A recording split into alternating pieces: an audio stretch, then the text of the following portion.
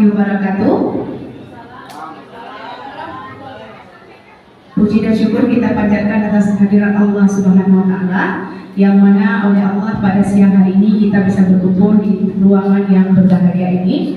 Yang saya hormati Ibu Kepala Sekolah SMP Negeri 1 Bandar 2, yang saya hormati para wakil beserta staf, Bapak dan Ibu Dewan Guru yang ada di SMP Negeri 1 Bandar 2. Saya tidak memperpanjangkan mukadimah lagi Bapak Ibu. Hari ini adalah hari penyebaran pengalaman penerapan budaya positif yang ada di SMP Negeri 1 Bandar 2. Saya selaku moderator hanya ingin memberikan arahan dan petunjuk apa-apa saja nanti yang disampaikan oleh pemateri kita Ibu Maria Lena SPD MPD kepada Ibu Maria Lena. Silakan.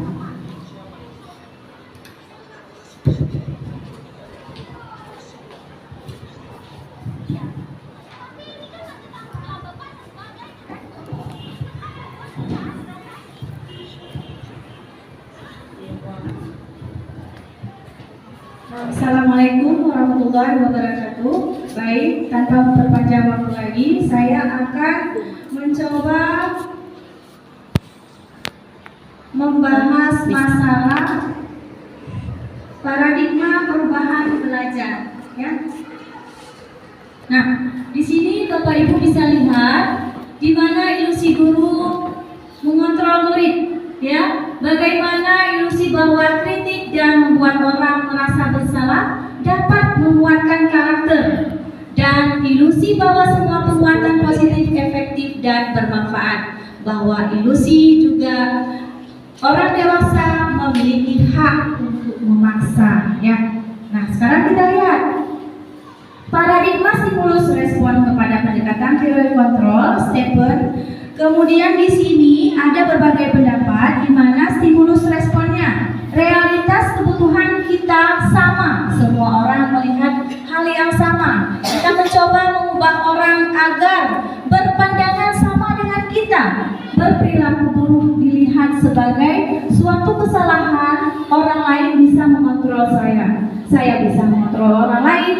Maka pemaksaan ada pada saat rujukan gagal model berpikir menang atau kalah.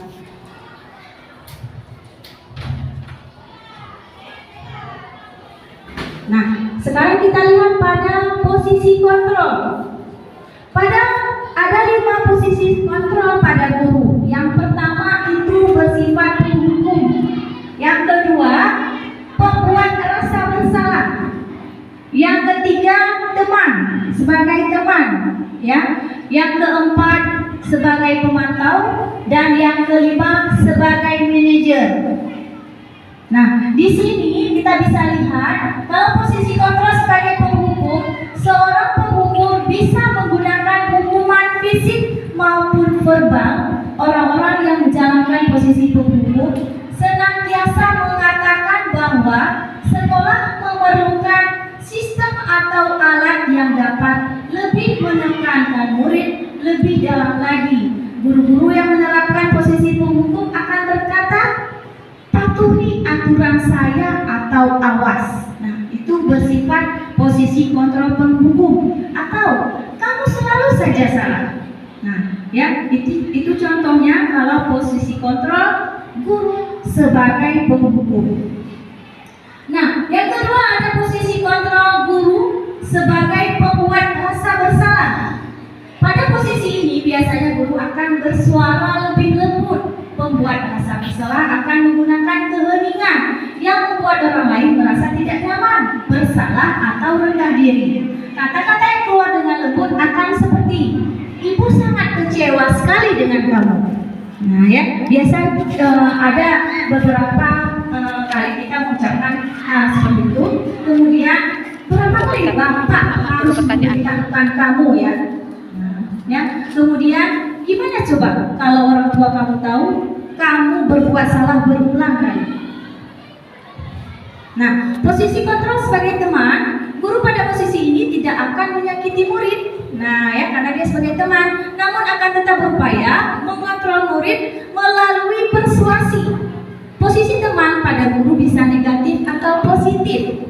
Positif di sini berupa hubungan baik yang terjadi antara guru dan murid. Guru di posisi teman menggunakan hubungan baik dan humor untuk mempengaruhi seseorang. Misalnya, si guru akan berkata, "Ayo, bantulah ibu," atau "Ayo, bantulah demi bapak ya."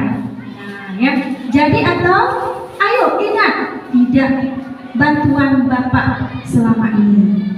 Nah, itu kalau sebagai teman. Ada lagi, "Ya sudah, kali ini tidak apa-apa, nanti ibu bantu bereskan." Itu kalau posisi kontrol sebagai teman. Sekarang kalau sebagai manajer, manajer kita tahu adalah posisi di mana guru berbuat sesuatu bersama dengan murid, mempersilahkan murid mempertanggungjawabkan perilakunya, mendukung murid agar dapat menemukan solusi atas permasalahannya sendiri. Ya, contohnya apa yang kita yakini.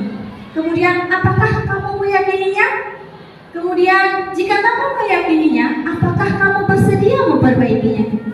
Kemudian, jika kamu memperbaiki ini, hal ini menunjukkan apa tentang dirimu? Itu tentang posisi kontrol sebagai manajer. Nah, itulah 5 posisi kontrol si guru. Ya, demikianlah yang dapat saya sampaikan. Lebih dan kurang saya mohon maaf.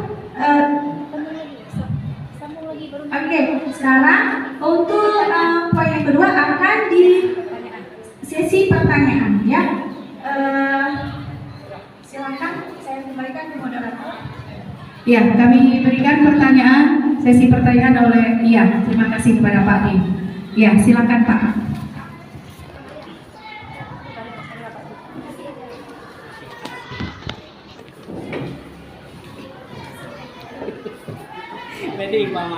Silakan Pak Adi. Assalamualaikum warahmatullahi wabarakatuh. Warahmatullahi wabarakatuh.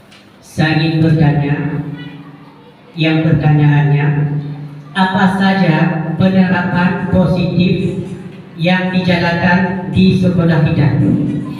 Itu aja. Pertanyaan yang kedua disampaikan oleh Kami berikan kesempatan kepada Pak Muhammad. Maria, tolong dicatat ya. Nomor 2 Pak, mantap ya.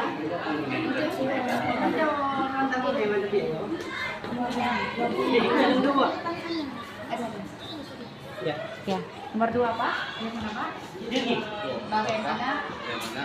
Bagaimana penerapan itu sudah terlaksana? Salah. Bagaimana pelaksanaan itu sudah terlaksana? Sudah terlaksana?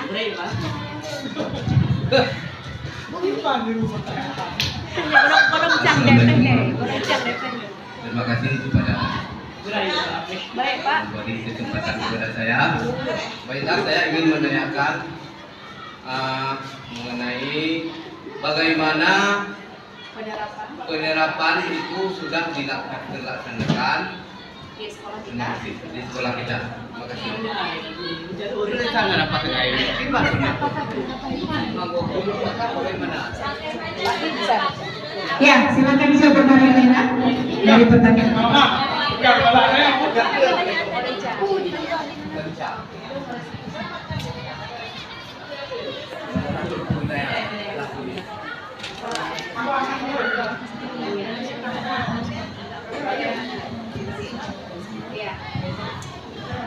Baik, saya akan mencoba menjawab pertanyaan dari Pak Syarifuddin. Apa saja penerapan positif yang sudah dijalankan di sekolah kita? Ya, nah penerapan positif yang sudah dijalankan banyak ya, banyak. Di sini seperti yang kita lihat ada posisi kontrol sebagai manajer. Nah, ya posisi kontrol sebagai manajer, di mana posisi guru membuat sesuatu bersama murid, mempersilahkan murid mempertanggungjawabkan perilakunya. Ya, jadi kalau ada murid yang melakukan kesalahan, seperti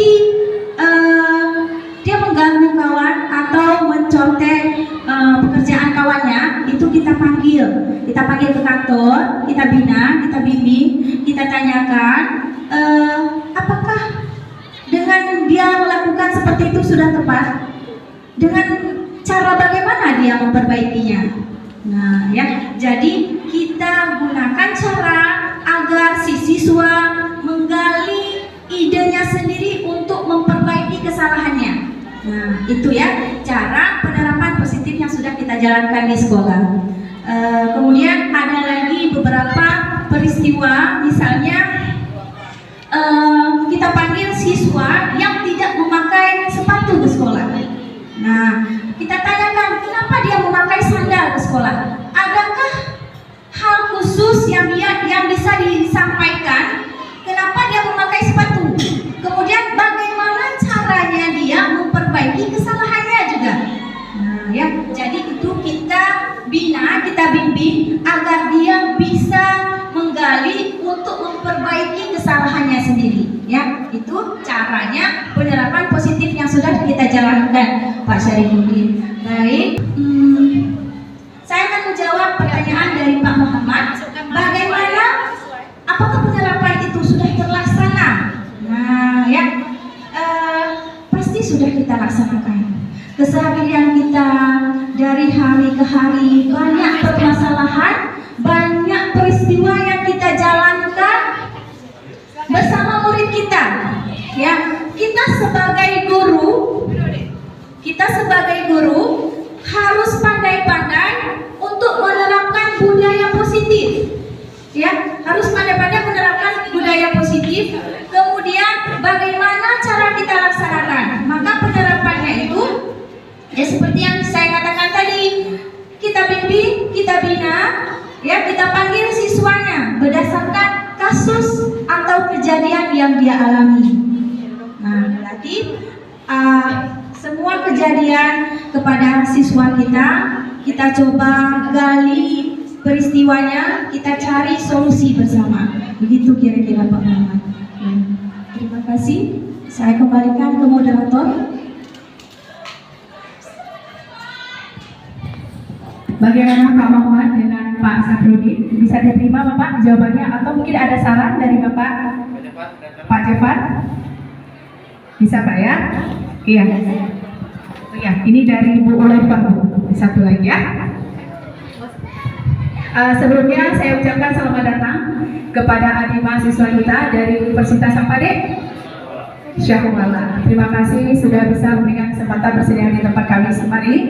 Dan alhamdulillah kami ada sosialisasi budaya positif di sekolah SMP Negeri 1 Bandar 2. Ya, silakan Bu. Iya, terima kasih kepada Ibu Moderator. Ya, saya selaku guru di SMP Negeri 1 Bandar 2, apa yang sudah dijelaskan tadi, beberapa penjelasan, kami juga sudah menerapkannya seperti manajer. Nah, jadi di sini anak-anak kami setelah menerapkannya, mereka itu sudah mengetahui apa yang seharusnya dilakukan dan seharusnya tidak dilakukan. Dan bimbingan-bimbingan yang ada di SMP Negeri 1 Bandar 2 ini, insya Allah anak-anak sudah bisa untuk kedepannya mereka sudah mengerti dan sudah tahu. Cukup sekian. Assalamualaikum warahmatullahi wabarakatuh.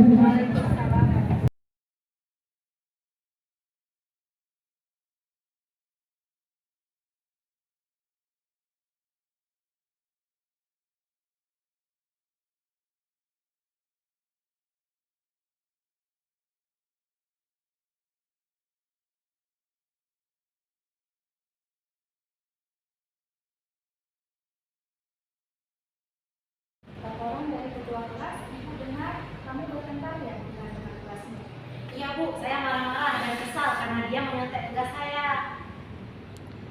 Maklum dengan posisi kamu, mungkin siapa saja yang berada di posisi kamu pasti akan marah. Nah, sekarang apa yang kamu lakukan dengan teman-temanmu? Saya marah-marah dan melempar bukunya. Wajarlah, maka itu sudah dari tindakan kamu. Karena melakukan tindakan yang lebih dari ini, misalnya memukulnya.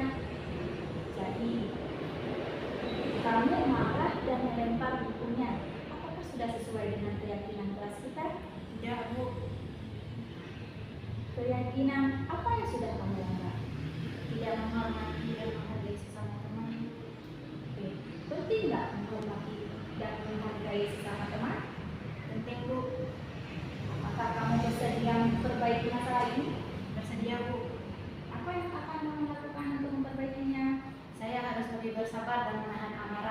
dan melapor kepada guru apabila ada teman